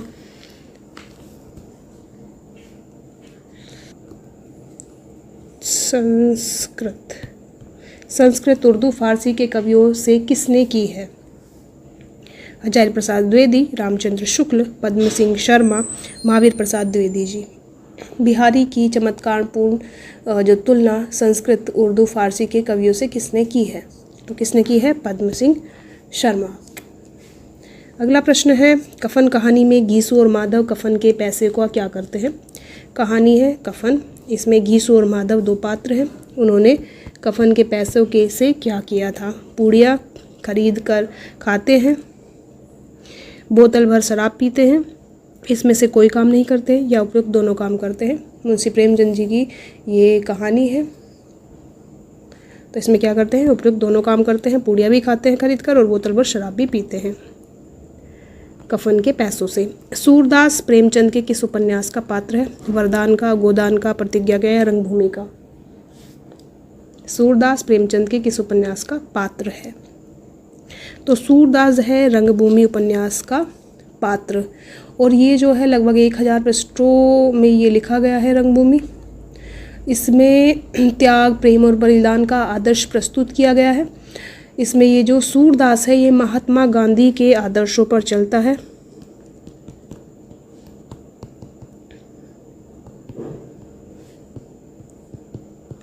महात्मा गांधी के आदर्शों पर चलता है क्योंकि प्रेमचंद जी थे वो पहले मार्क्सवादी बोल रही हूँ, गांधीवादी बहुत अधिक थे। और अन्य पात्र में देखा जाए जनसेवक है, सोफिया है, विनय सिंह है इसी के। और गोदान लिखने से पूर्व तक प्रेमचंद जी अगर देखा जाए इसे अपना सर्वश्रेष्ठ उपन्यास मानते हैं, रंगभूमि को स्वयं प्रेमचंद जी। वरदान के प्रमुख पात्र अगर देखा जाए तो इसमें कौन है इसके प्रमुख पात्र वरदान के? ब्रजरानी है, लिख लेते हैं, ब्रजरानी है, कमलाचरण है, प्रताप है, ये कुछ प्रमुख पात्र हैं। गोदान को तो आप जानते ही हैं, सबसे प्रमुख नायक इसका होरी है। और भी है, गोबर है, मालती है, मेहता है, मिर्जा है, खन्ना है, ये इसके अन्य पात्र हैं। अगला प्रश्न है, प्रतिज्ञा में अगर देखा जाए प्रोफेसर दीनानाथ है, अमृत राय है, वकील है और प्रेमा है। अगला प्रश्न है, प्रश्न देखते हैं, निराला का जन्म कहाँ हुआ था? उत्तर प्रदेश में, उड़ीसा में, बंगाल में या बिहार में? निराला का जन्म कहाँ हुआ था? तो निराला का जन्म हुआ था 1896 में महिषादल, बंगाल में हुआ था इनका। और राज्य कौन सा था? मेदिनीपुर, महिषादल राज्य के मेदिनीपुर गांव में हुआ था। गांव का क्या नाम था?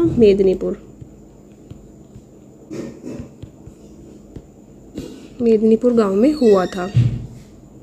और अगर देखा जाए इनके पूर्वज जो थे उन्नाव जिले के थे, गढ़कोला नामक गांव में था। और निराला जो है खड़ी बोली की सबसे पहली रचना इनकी थी जूही की कली। जूही की कली इनकी प्रथम खड़ी बोली की रचना।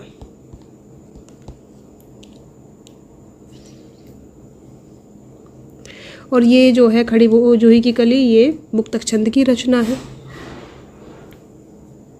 निराला की और भी रचनाएं हैं, अनामिका, परिमल, गीतिका, तुलसीदास, अणिमा, कुकुरमुत्ता, बेला और पत्ते, बेला, नए पत्ते, अर्चना, आराधना, गीत गुंज,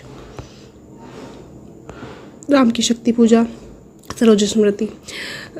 साकेत, अगला प्रश्न है, साकेत की कथा का मुख्य संबंध किसके चरित्र विकास से हुआ है? राम और सीता के, लक्ष्मण और उर्मिला के, भरत और मांडवी के और लक्ष्मण और सीता के। किसके संबंध में ये है साकेत? तो साकेत है लक्ष्मण और उर्मिला के संबंध में है, यानी कि इसके मुख्य पात्र, मुख्य चरित्र कौन है? लक्ष्मण और उर्मिला ही हैं। और साकेत को अगर देखा जाए तो इसे महाकाव्यों की श्रेणी में रखा जाता है कि ये महाकाव्य ही है।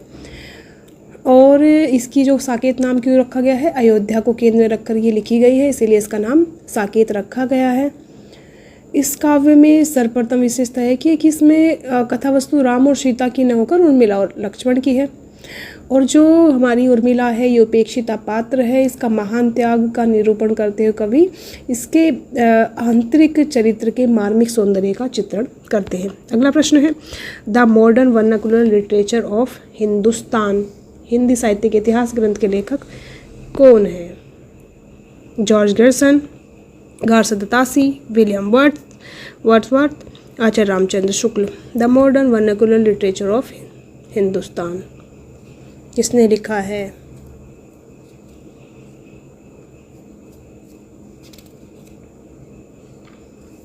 तो ये लिखा है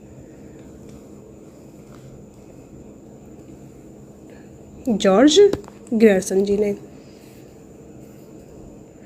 और घारसदासी ने क्या लिखा है? फ्रेंच भाषा में लिखा था इन्होंने। एक तो ये बात याद रख लीजिएगा। इस्तवार दलाल लिटरेचर हिंदुस्तानी। आचार्य रामचंद्र शुक्ल जी ने हिंदी साहित्य का इतिहास।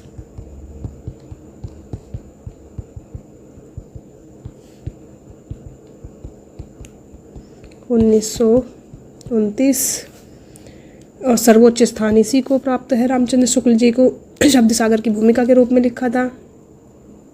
अगला प्रश्न है, गंग कवि का जन्म स्थान क्या है? आगरा, प्रयाग, इटावा या गंगापुर नगर? गंग कवि का जन्म स्थान। गंग कवि जो थे ये अकबर के दरबारी कवि थे।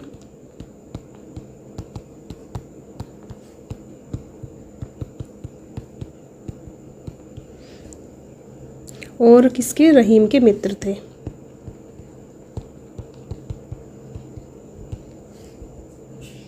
और इनका जन्म इटावा में हुआ था।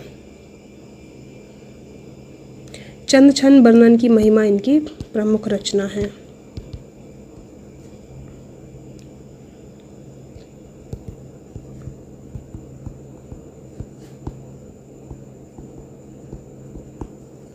अगला प्रश्न है, द्विवेदी युग का नामकरण किसके नाम पर हुआ है? शांति प्रिय द्विवेदी, हजारी प्रसाद द्विवेदी, आचार्य महावीर प्रसाद द्विवेदी या डॉक्टर राम अवध द्विवेदी? किसके नाम पर ये द्विवेदी युग नाम पड़ा है? तो द्विवेदी युग नाम पड़ा है हमारे महावीर प्रसाद द्विवेदी जी के नाम पर ही ये द्विवेदी युग पड़ा है। और इसको जागरण सुधार काल भी कहते हैं। अगला प्रश्न है, जहांगीर जस चंद्रिका के रचनाकार कौन है?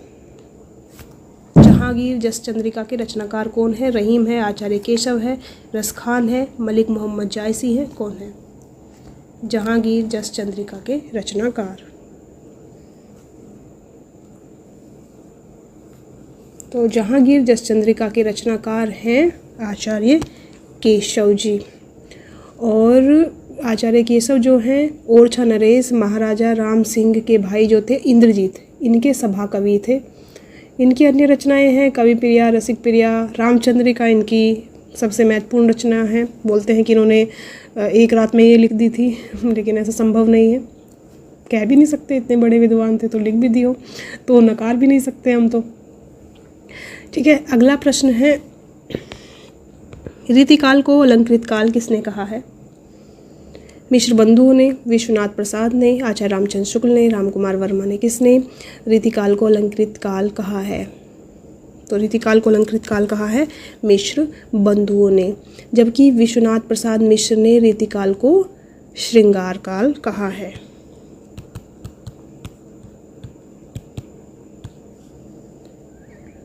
रमाशंकर शुक्ल रसाल ने क्या कहा है? अच्छा, इसमें है ही नहीं। रमाशंकर शुक्ल रसाल ने क्या कलाकाल कहा है?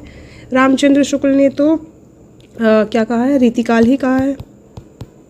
तो इनके बारे में तो यही है। और जो डॉक्टर रामकुमार वर्मा, ऐसे भी लिख सकते हैं, तो डॉक्टर रामकुमार वर्मा ने क्या कहा है? इन्होंने भी रीतिकाल ही नाम दिया है। अगला प्रश्न है, केशव कहीं न जाए का कहिए पंक्ति के रचनाकार। काफ़ी रचनाकार हैं आचार्य केशव, सूरदास, तुलसीदास या रहीमदास। केशव कहीं न जाए का कहिए पंक्ति के रचनाकार कौन है? तो इसके कौन है? तुलसीदास जी। अगला प्रश्न है, आदिकाल को सिद्ध सामंत युग किसने कहा है? राहुल सांकृत्यायन ने, आचार्य रामचंद्र शुक्ल जी ने, डॉक्टर रामकुमार वर्मा ने, जॉर्ज गियर्सन ने। किसने कहा है सिद्ध सामंत युग आदिकाल को? तो किसने कहा है? राहुल सांकृत्यायन जी ने कहा है आदिकाल को सिद्ध सामंत युग। आचार्य रामचंद्र शुक्ल ने अगर देखा जाए तो क्या कहा है? शुक्ल जी ने वीर गाथा काल कहा है। डॉक्टर रामकुमार वर्मा ने क्या कहा है? संधि एवं चारण काल।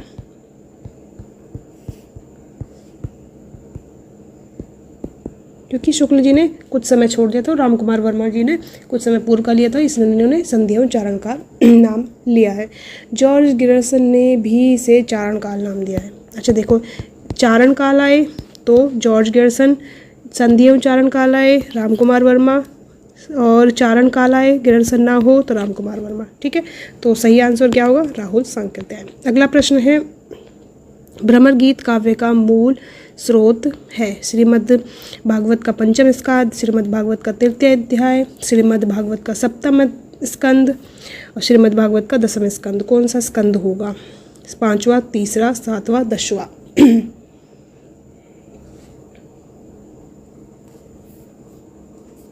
तो श्रीमद् भागवत का दसम स्कंद जो है भ्रमर गीत का मूल स्रोत है, और जिसके दसम स्कंद के 46वें और 47वें अध्याय में भ्रमर गीत प्रसंग है। और भ्रमर गीत से तात्पर्य क्या है? जैसे उपालंब काव्य। ठीक है, अगला प्रश्न है, रामचरितमानस के किस संवाद का संबंध रामचरितमानस से किस संवाद का संबंध नहीं है? शिव पार्वती संवाद, याज्ञवल्क्य भारद्वाज संवाद, राम सीता संवाद और काकभुशुंडी गरुड़ संवाद। तो इसमें कौन सा संवाद संबंधित नहीं है? तो इसमें राम सीता संवाद नहीं है रामचरितमानस में। 4 संवाद इसमें देखने को मिलते हैं। चाक उपन्यास की लेखिका कौन है? मैत्री पुष्पा, मृदुला गर्ग, ममता कालिया, मंडूम भंडारी। चाक उपन्यास की लेखिका कौन है? तो चाक उपन्यास की लेखिका है मैत्री पुष्पा जी, और इनके जो है मैत्री पुष्पा जी का उपन्यास है। मृदुला गर्ग का उपन्यास कठगुलाब, चितकोबरा, वंशज और अनित्या है। ममता कालिया का उपन्यास प्रमुख उपन्यास है बेगर है। मन्नू भंडारी का उपन्यास महाभोज और आपका बंटी है। तार सप्तक में कौन सा कवि सम्मिलित नहीं है? भारत भूषण अग्रवाल, मुक्तिबोध, नेमीचंद जैन, रघुवीर सहाय। तार सप्तक में कौन नहीं है? तार सप्तक यहाँ यानी कि प्रथम तार सप्तक की बात हो रही है। नाम तार सप्तक है लेकिन प्रथम तार सप्तक के रूप में हम जानते हैं, लेकिन नाम तार सप्तक ही आएगा। तो इसमें कौन नहीं है? तो रघुवीर सहाय नहीं है। 1943 में ये प्रकाशित हुआ था, संपादित किया था अज्ञे जी ने। इसमें 7 कवि थे, मुक्तिबोध, रामविलास शर्मा, नेमीचंद जैन, गिरिजा कुमार माथुर, भारत भूषण अग्रवाल, प्रभाकर माचवे और अज्ञे। हिंदी के अगला प्रश्न है, हिंदी के प्रथम पत्र उद्दंत मार्तंड के संपादक कौन थे? भारतेंदु हरिश्चंद्र, राधा कृष्ण दास, बालकृष्ण भट्ट या बाबू युगल किशोर। कौन है हिंदी के प्रथम पत्र उद्दंत मार्तंड? इसका प्रश्न का उत्तर अभी थोड़ी देर पहले ही हम दे चुके हैं। तो कौन है? बाबू किशोरी लाल जी। 1826 में इसके संपादक जो थे कौन थे? युगल किशोर जी थे। और ये कहाँ से निकलता था? कलकत्ता से निकलता था। यह साप्ताहिक पत्र था। भारतेंदु हरिश्चंद्र जी ने जो अगर देखा जाए तो 1868 में कवि वचन सुधा, 1873 में हरिश्चंद्र मैगजीन, और इसका नाम बदलकर हरिश्चंद्र चंद्रिका कर दिया था मैं हरिश्चंद्र मैगजीन का। 1874 में इन्होंने बाला बोधनी जो कि स्त्री शिक्षा के लिए थी ये पत्रिका निकाली थी। बालकृष्ण भट्ट ने 1877 से कौन सा निकाला था? हिंदी प्रदीप निकाला था, प्रयाग से निकलता था। अगला प्रश्न है, शोध की समय बहुत ज़्यादा हो रहा है। रानी केतकी की कहानी के लेखक कौन है? रानी केतकी की कहानी के लेखक कौन है? सदल मिश्र, लल्लूलाल, इंशाअल्लाह खां, सदाशुकलाल। रानी केतकी की कहानी के लेखक कौन है?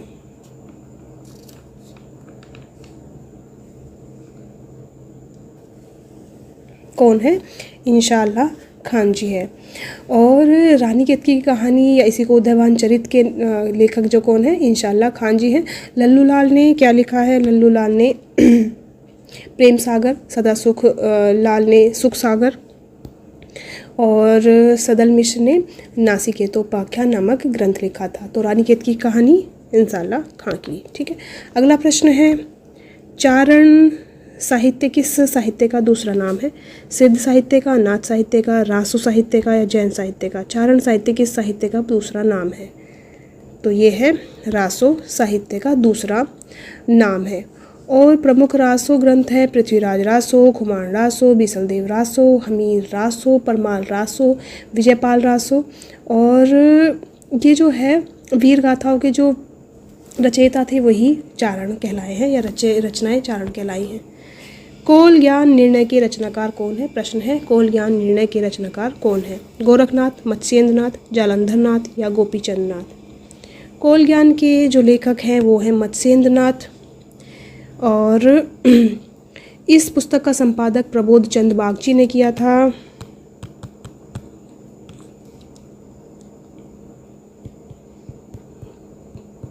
बागची ने किया था। मत्स्येंद्रनाथ का वास्तविक नाम विष्णु शर्मा था। मत्स्येंद्रनाथ का वास्तविक नाम विष्णु शर्मा था। और पूजा का नाम श्री पिपलीश देव और गुप्त नाम भैरवानंद नाथ था। इतने सारे नाम थे इनके। चलो अगले प्रश्न की तरफ बढ़ते हैं। घनानंद रीति काव्य की किस धारा के कवि हैं? रीतिबद्ध, रीतिमुक्त, रीति सिद्ध या इनमें से कोई नहीं? घनानंद किस काव्य धारा से संबंधित है? तो घनानंद माने जाते हैं रीति मुक्त काव्य धारा से संबंधित। रीति मुक्त धारा के अन्य कवि भी हैं जिसमें हैं बोधा, ठाकुर, आलम, द्विजदेव। अगला प्रश्न है, रीति इनमें से कौन अष्टछाप का कवि नहीं है? कुंभन दास, स्वामी हरिदास, परमानंद दास या अछित स्वामी जी? कौन सा नहीं है? अष्टछाप का कवि नहीं है। तो कौन नहीं है? स्वामी हरिदास नहीं है। स्वामी हरिदास जो है ये सखी संप्रदाय से संबंधित हैं, हरिदासी संप्रदाय भी कहते हैं। अष्टछाप की स्थापना जो है वो 1565 ईस्वी में विट्ठल नाथ जी द्वारा किए गए था।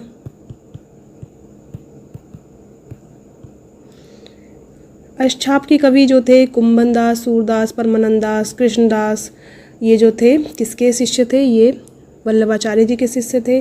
गोविंद स्वामी और कौन से जी? गोविंद स्वामी, नंददास, छीत स्वामी और चतुर्भुजदास, ये किसके थे? विट्ठल नाथ के शिष्य थे। तो 4 इन्होंने अपने पिता के शिष्य और 4 अपने शिष्य लेकर इन्होंने अष्टछाप की स्थापना की थी। अगला प्रश्न है, निम्नलिखित में से किस ग्रंथ के लेखक रामविलास शर्मा नहीं हैं? भाषा और समाज, नई कविता और अस्तित्ववाद, भारत में अंग्रेजी राज्य और मार्क्सवाद, कविता के नए प्रतिमान? कौन सा जो है इसके लेखक रामविलास शर्मा नहीं है? तो कविता के नए प्रतिमान इसके लेखक नहीं है। इसके लेखक कौन है? डॉक्टर नामवर सिंह जी, कविता के नए प्रतिमान। और इनके जो है नामवर सिंह जी के अन्य रचना है, ग्रंथ है कहानी और नई कहानी, छायावादी दूसरे परंपरा की खोज, इतिहास और आलोचना, आधुनिक साहित्य की प्रवृत्तियाँ।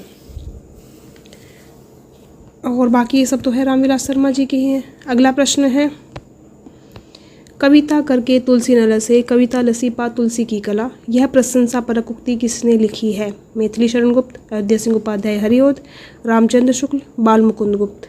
किसने ये लिखी है?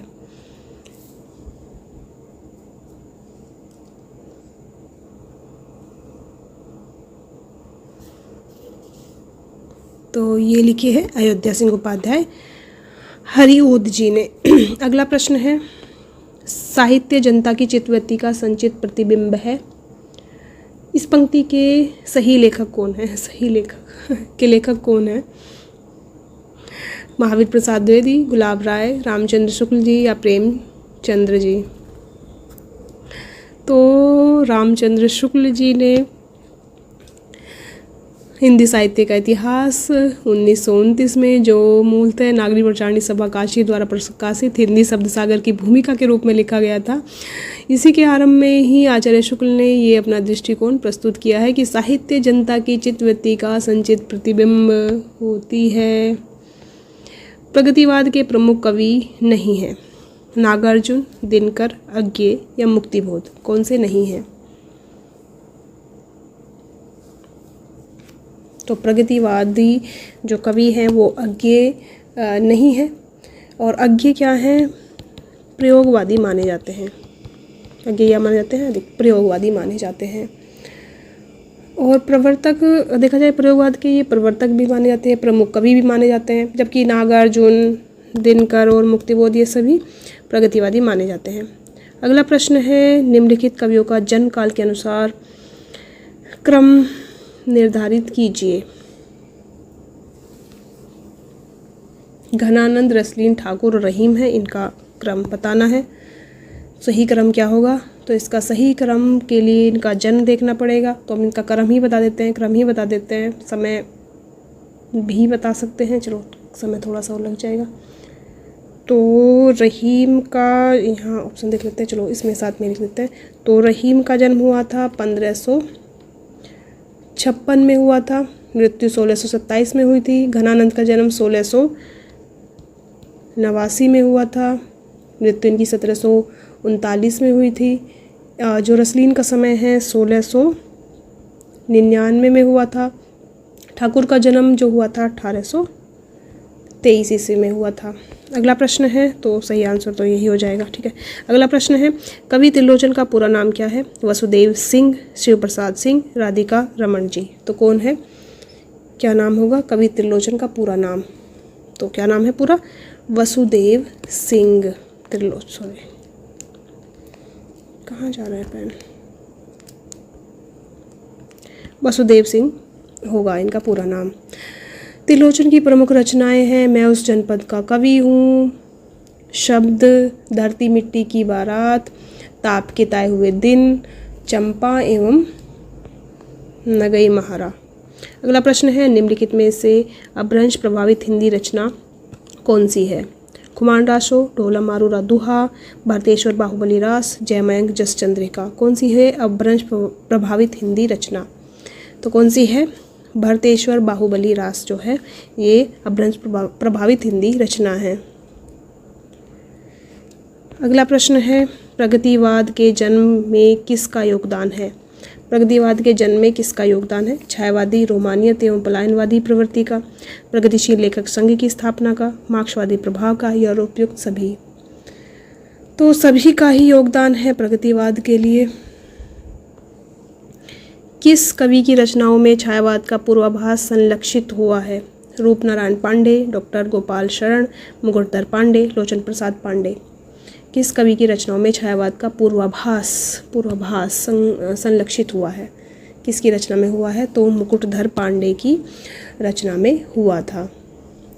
और जो है 1920 में जबलपुर से प्रकाशित श्री शारदा नामक पत्रिका में जुलाई, दिसंबर, अक्टूबर, नवंबर अंक में हिंदी में छायावाद शीर्षक से इन्होंने मुकुटधर पांडे के 4 लेख प्रकाशित हुए थे और इससे ध्वनित होता है छायावाद नाम सन 1920 से पूर्व चल निकला, यानी कि आगे बढ़ गया। अगला प्रश्न है, निम्नलिखित में से किस साहित्य के विषय में कौन सा कथन सत्य नहीं है? किस नहीं? सिद्ध साहित्य के बारे में कथन सत्य नहीं है। सिद्ध साहित्य का झुकाव सहज साधना की ओर है। सिद्ध साहित्य के प्रथम कवि सरहप्पा है, सरहप्पा। सिद्ध साहित्य की रचना चर्यापद तथा दोहों में हुई है। सिद्ध साहित्य का प्रणयन पिंगल भाषा में हुआ है। कौन सा जो है गलत है वो बताना है। तो सिद्ध साहित्य का जो है पिंगल भाषा गलत है, क्योंकि सिद्ध साहित्य का जो प्रणयन है वो मागधी अवहट्ट से हुआ था, जिसमें संध्या शब्दों का बाहुल्य है, संध्या शब्दों का बाहुल्य है। और इसके साहित्य मुक्तक शैली में लिखे गए थे सिद्ध साहित्य के। और जो सिद्ध साहित्य का झुकाव सहज साधना की ओर है। इनकी रचनाएं जो है चर्या, पदों और दोहों में हुई है। सिद्धों के सबसे पुराने लेखक सरहापा जी माने जाते हैं। अगला प्रश्न है, लखनऊ में आयोजित प्रगतिशील लेखक संघ के प्रथम अधिवेशन की अध्यक्षता किसने की थी? यशपाल, दिनकर, निराला, प्रेमचंद। बहुत सरल सा प्रश्न है, किसने की थी? लखनऊ में आयोजित प्रगतिशील लेखक संघ के प्रथम अधिवेशन की अध्यक्षता तो किसने की थी? 1935 में एम फॉस्टन के सभापतित्व में क्या हुआ था? पेरिस प्रोग्रेसिव राइट्स एसोसिएशन नामक एक अंतर्राष्ट्रीय संस्था का प्रथम अधिवेशन हुआ था। 1936 में सज्जाद जहीद और मुल्क राज आनंद के प्रयत्नों से भारतवर्ष में इस संस्था की शाखा प्रगतिशील लेखक संघ खुली थी। ठीक है, तो ये किसकी शाखा थी? इसकी जो अध्यक्षता किसने की थी? प्रेमचंद की अध्यक्षता में लखनऊ में इसका प्रथम अधिवेशन हुआ था। और प्रेमचंद, रविन्द्रनाथ ठाकुर, पंत, निराला, नवीन आदि जो लेखक हैं इसमें सक्रिय योगदान दिया था, लेकिन प्रेमचंद इसके अध्यक्ष रहे थे। अगला प्रश्न है, निम्नलिखित में से कौन सा काव्य संग्रह अज्ञेय का नहीं है? हरिघास पर क्षण भर, हरियो करुणा प्रभा में, सीढ़ियों पर धूप, आंगन के पार द्वार। कौन सा जो है काव्य संग्रह अज्ञेय का नहीं है?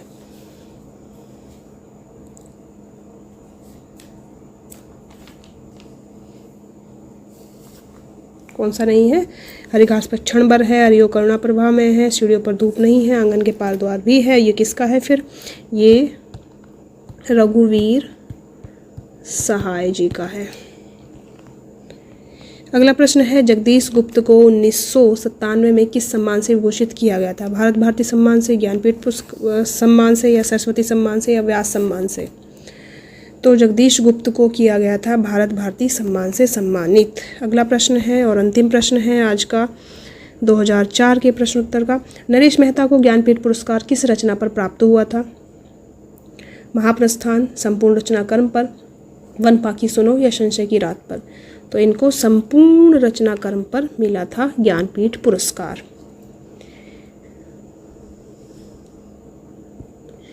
तो आज के लिए इतना ही।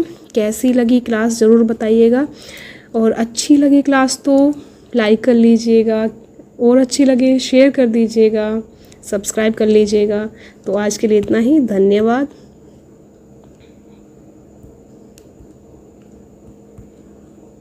धन्यवाद आप सभी का यहाँ तक आए तो। ठीक है, फिर मिलते हैं। नमस्कार।